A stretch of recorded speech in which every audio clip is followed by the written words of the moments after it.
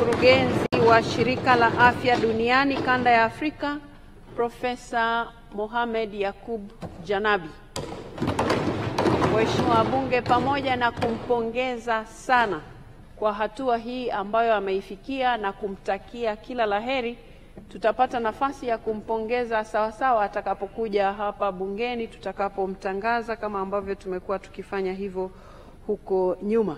Lakini kipekee kabisa ni shukuru timu yote ikiongozwa na Mheshimiwa Waziri wetu, Mheshimiwa Waziri wa Afya, Mheshimiwa Jenista Mhagama na wote kwa kweli waliohusika, lakini pia waziri wetu wa mambo ya nje na ushirikiano wa Afrika Mashariki, na wote kwa kweli, wote na Watanzania wote, kwa sababu wengi walishiriki kwa hali, wengi kwa maombi, kwa kila mmoja ameshiriki.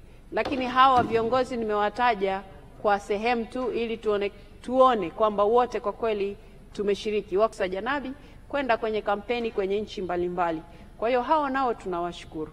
Lakini wengi mlifanya maombi ili jambo hili liende sawa sawa, asanteni sana.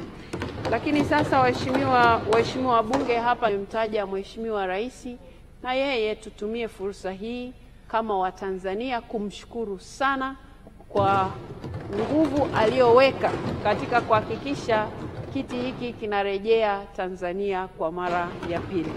Kwa tunampongeza, lakini pia tunamshukuru sana kwa kujitoa kwake yeye binafsi. Wengi wetu tulipata, hata yeye mwenyewe ilibidi aseme maneno ya kwamba jamani, mimi namuunga mkono, huyu ni kijana wangu, na mmeona mwaka jana alifanya hatua ya ujasiri kabisa, akampa cheo ofisini kwake. Hicho nacho kimesaidia kwa kweli kwamba huyu ndiye mshauri wa Dr. Samia Suluhu Hassan kwenye eneo la afya.